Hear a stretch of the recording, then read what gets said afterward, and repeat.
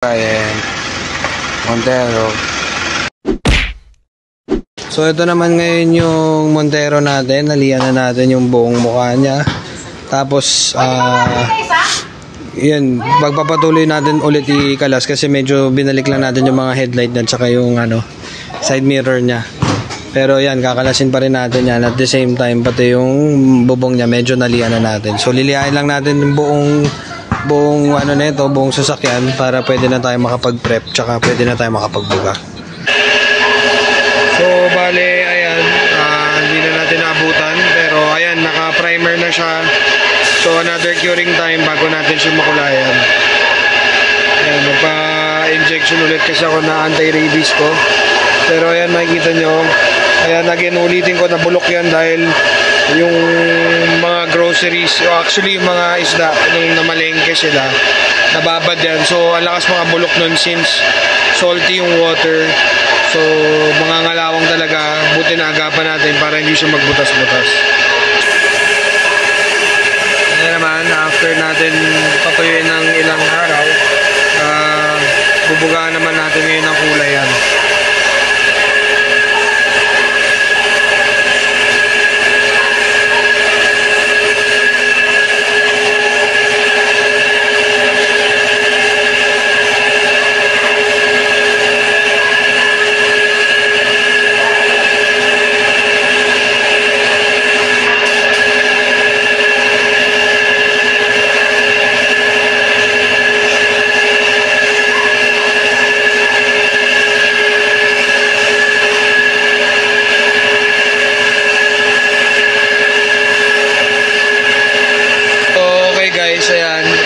Bondo pa lang yan. So bali bubugaan ulit yan mamaya nila para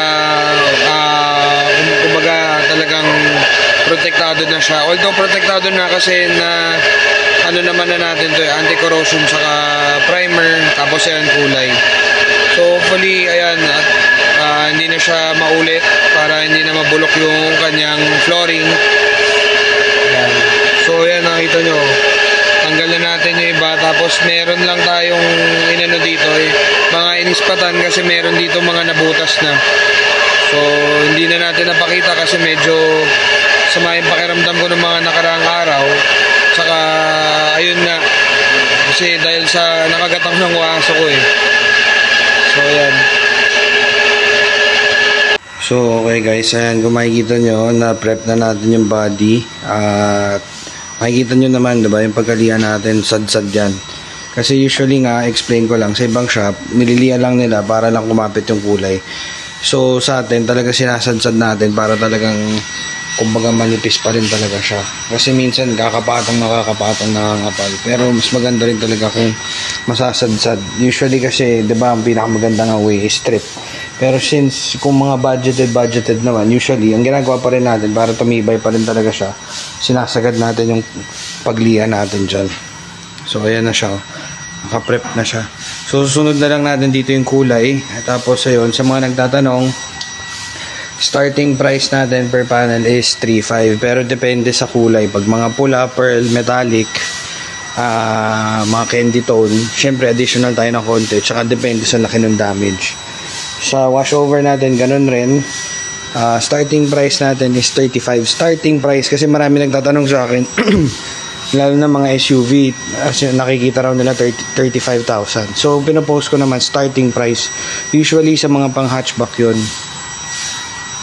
Siyempre, iba yung SUV. Siyempre, mas marami siyang materials na kailangan, lalo na yung kulay. Tapos yun nga, siyempre, malaki. Ayun. Quality materials ang ginagamit natin dito ay gumagamit ng mga China or mga substandard or mga acrylic kasi marami gumagamit ng mga ganon, mga substandard. Ang natin sa mga nagtatanong rin, 3 to 4 weeks yun yung tamang process, tamang curing time lang rin. Marami na kasi nag-over ngayon, 1 day washover, so expect nyo, syempre hindi matibay yun, walang tamang curing time yun, or yung mga less than 1 week, mga ganyan. Hindi maganda yung ganon. So iba pa rin talaga pag tama yung prosesong ginawa.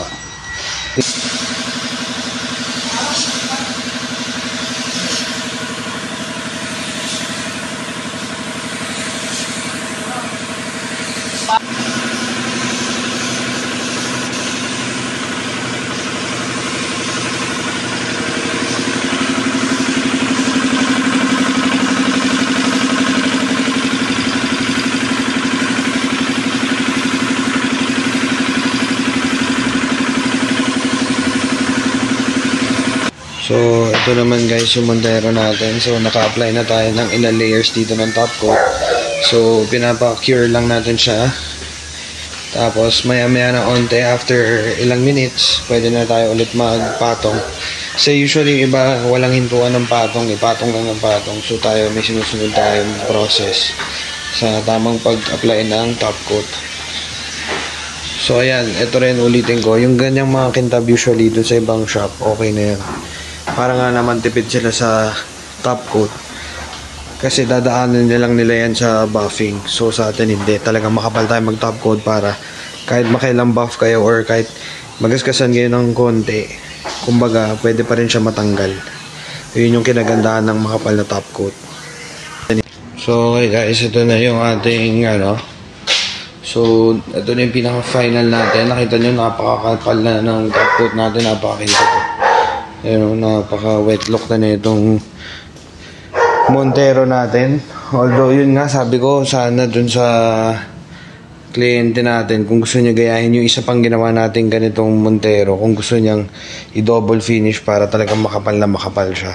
Pero yun nga, lagi ko sinasabi, above standard po tayo mag-top coat. So, yung pag-top coat natin sa mga winawash over natin, above standard siya. So, talagang makapal yung nilalagay natin top coat para yun nga kahit mag ilang buffing sila tsaka kahit magasgasan ng pwede niya i-buff kagad, madali lang matanggal. Pero syempre depende dun sa lalim, pero yun nga since makapal to ayun, hindi siya kagad maapektuhan sa mga simpleng gasgas lang. Ganda na itong natin guys. Ito naman yung bumper natin. Ayun, nakita nyo. Ayan, kalas-kalas rin po yan, mga guys. Okay. Ayan. Tapos nakita nyo, kalas-kalas natin yan, binubugahan. Hindi tayo nagjo-jaryo lang na nagjo-jaryo. Para ultimo yung singit-singit niya, nabubugahan natin. So, okay, binubuo na natin ngayon yung bumper. So, ilalagay na natin yung mga chrome trims niya dyan. Okay. Ayan o. So, ayun guys, mamaya ito naman yung mga i-restore natin. Ayan, yung mga black trims ng ating Montero. So, ayan, tapos yan, binubuo natin yan. So, okay guys, ito na yung pinaka-flooring natin. Ayan, mga alikabok lang yan. Okay. Mga alikabok lang. So, okay na ulit siya. Wala na yung mga kalawang niya na na natin lahat yan. So, eventually yan, titibay na yan. So, next time, huwag na kayo mag-iiwan ng mga groceries nyo, lalo na mga seafoods, kasi ang lakas talaga makabulok nun. Saglit lang yan. Araw lang yan, mabubutas na yung mga flooring nyo. So, yan, nililihan na natin yan. Ready for buffing na yan. Nilihain muna natin yung buong katawan para dire-diretso natin mabuff. So, ayan, binabuff na natin yan. Makikita nyo yung difference, diba? Ito na yung kabilang side niya. Napakaganda, wet look na wet look. Ang ganda nung pintura natin, napakaganda ng dapa. Tapos sobrang itim niya. Wet look talaga. So yan, mga first buffing pa lang yan. Pero yan, ang kinis, sobra.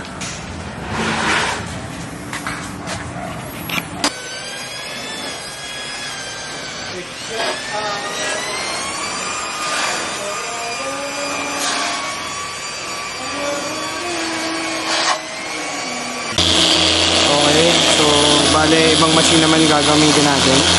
Dual action naman yan.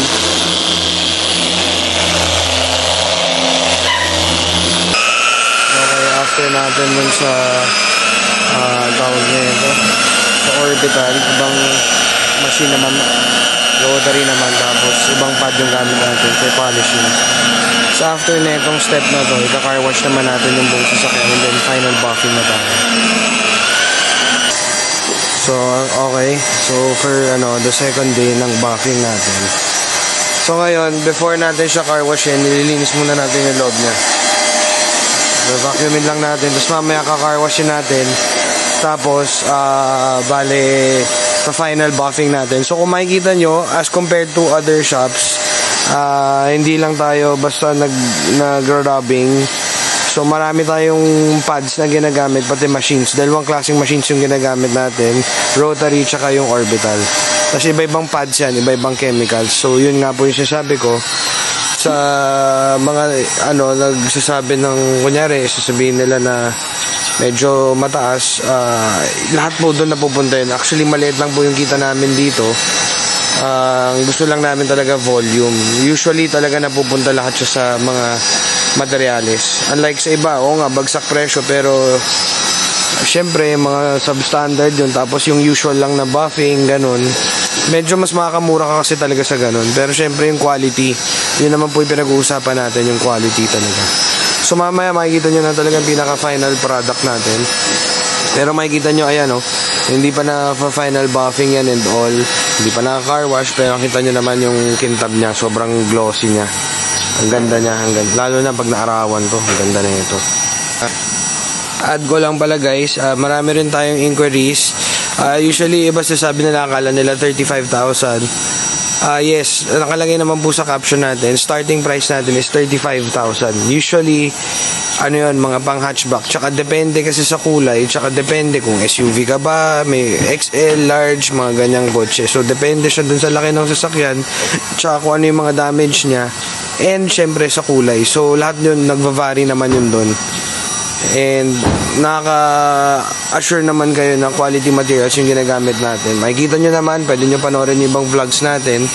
Tapos yun, sagutin ko lang rin yung iba. Usually, pag sinabing washover, usually talagang labas lang. Exterior lang yung pipinturahan natin. Depende na lang. Minsan, pag sinasama natin yung mga loob, syempre, definitely, pagka change color ka, para pag binuksan mo yung mga pinto, kakulay niya yung kotse mo. Pero pwede naman yun, wash over ka. Kung gusto mo padama yung loob, mag-additional ka lang. So, ayun po yung mga natin doon. Maya papakita ko pag na-car wash na natin tsaka final buffing to. So, okay, bali mag-car wash na tayo ngayon.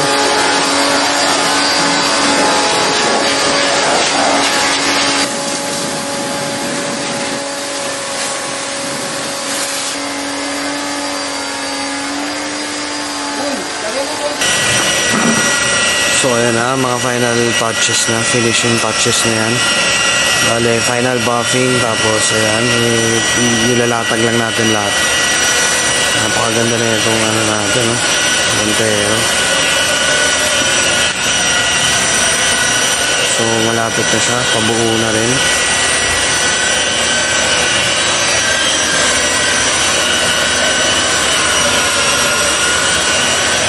So, okay guys, ito na yung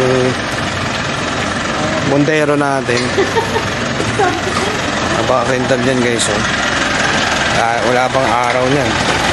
Ito na naman, yan ang pinaka-finished product natin. Okay na.